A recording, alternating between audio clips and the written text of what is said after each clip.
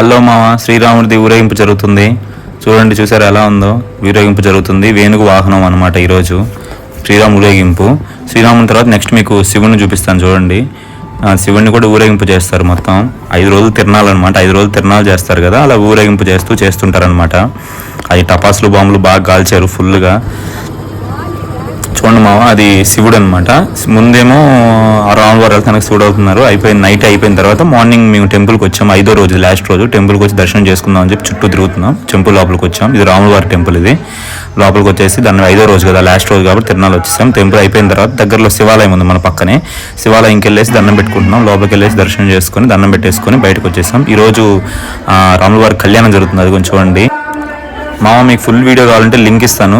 ఆ లింక్లో ఓపెన్ చేయండి, మీకు ఫుల్ వీడియో వస్తుంది. Thank you so much for watching this video మామ. Subscribe to my YouTube channel. Thank you మామ.